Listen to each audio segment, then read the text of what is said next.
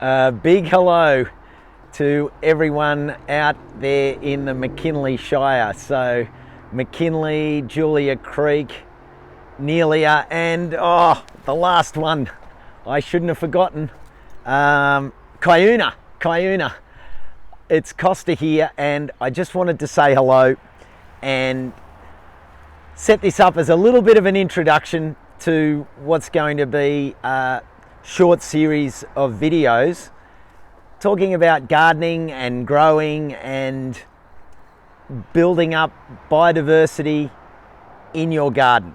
I'm really looking forward to it, but I kind of wanted to start with this short opening video and throw it open to you. I know that some of you have already sent some videos in to the wonderful Kylie, and I've got some of the questions. I should say they were emails, they weren't videos. I've got some of those questions, and I will cover off on those as we go through these videos, and I can directly answer some of those questions as well. But what I wanted to try and get out of this little introductory video was to just say to you, look, I'm here. This is my street garden in North Bondi in Sydney. So as you can see, there's blocks of units, there's houses down the street, and this area here is where I have my community composting, and I've got worm farms. So you've got worm farms here, compost bins, there's worm farm bathtubs. This is an urban setting, and where you are up there is very different. I have been doing some reading. I've been doing my own little bits of research and talking to people so that we can establish a real value add to this whole process. It's not about me putting together a workshop or a series of videos that just go blah, blah, blah about gardening that will be of no relevance to you. And I've got here, nice cup of tea, because things are always better with tea. I know that there's probably plenty of coffee lovers out there, but I'm a bit of a tea man. So some of the topics that I thought can be covered, we'll look at sustainable gardens, sustainability around and within your gardens. We can look at composting and the role that composting and growing your own fertilizer and your own tonics, your own liquid fertilizers, how you can do that, what materials you need, how that can happen. Then we can look at garden design for those of you that, I need to know where you're at. So if you can let me know, are you working with established gardens? Are you yet to set up your garden? Do you have a few bits and pieces here and there that need a bit of direction? So we can talk a little bit about garden design before we go into then the next steps of practical set out and then staging and planning of the garden, so that you don't try and build everything from the start. It might mean that we look into the nitty gritty of those aspects. Like for example here, this paling fence that you see here, that's north. So on this side, the reason that I have my compost bins racked up there is because this is the south side. So I need to get a feel for what your challenges are. I know that wind is a big thing, that heat is a big thing, and you've also got cold. So, I think if you can garden in McKinlay, you can garden, as Frank Sinatra says, anywhere.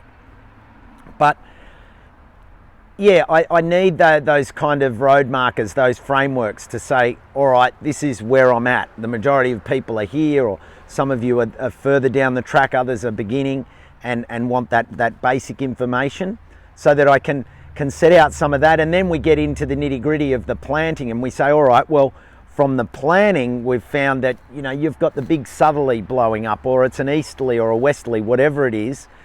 We'll look at establishing planting and what could that be, and that way you won't put stuff in the ground on its own without a purpose, without a long-term plan that would then benefit a delay to other planting until that gets up. There's lots of basic reasons. So we talk about wind protection, regional planting. What are the plants that are suited to your area?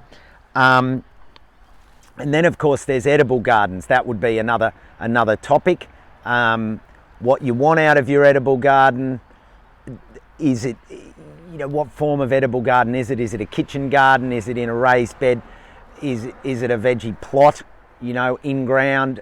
What are your current pests and challenges? What are the wildlife challenges? What sort of protection do we need to embed into the design? So those sorts of things. Then of course there's tree planting, and then of course biodiversity and building up wildlife corridors in terms of your pollinators, your birds, your insects, all of those biodiversity elements that come through establishing a range of native plantings that will bring these beneficial predators and insects into your garden. So that's a rough outline. I know that some questions have come in already that are talking about some of those things. There's been questions about lawn, there's been questions about plant health, there's been questions about planting methods and how best to plant into the soils that you have, and I know that the soils you have are very challenging, so we'll need to look at that. And then of course the questions around native planting, exotic planting, and so on and so forth. So that's really my call out to you. I know that sounds a bit strange. I'm supposed to be doing a workshop for you guys, but I just don't want to do a workshop that's A, out of context, and B, not in line with what it is that you all require at the moment. And that can, and I'm sure will be, a mix of things, but I can embed those things into the elements of the video series. So I'm really looking forward to it. I hope that as a natural follow-up to all of this, I'll be able to come and have a visit and come and see your townships, see your villages, and see your countryside, and of course your gardens and your properties and everything else. So this is my grand property. It's the nature strip, but I've had a wonderful season thus far, and the forest you see here beside me is my amaranth forest, which I've been eating every couple of nights. These leaves make a beautiful feed, and now I'm getting to the point where the flowering heads will provide seed. But all of this that is behind me was volunteer. It all grew just from the seed that was in the soil bank. So there's lots of things we can talk about. It's been a big week this week. I've still got my bee shirt on. Happy Bee Day for International World Bee Day, which was on Wednesday. And that's really what it's about. It's about growing a garden that's going to feed the pollinators, feed the wildlife, build an ecosystem, and then carry out all the things that you need in terms of beauty, site protection, edibility, and colour, and the therapeutic benefits of having a wonderful garden. So I'm excited about this opportunity to work together and share information. So if there's any details you want to share with me, feel free to share them around the nitty-gritty site elements of your place, and also the regional things that you probably take for granted and I don't know. So have a great weekend, and I look forward to unfolding this series of videos over the coming weeks and months, and engaging with you over that time. Thanks heaps. See ya.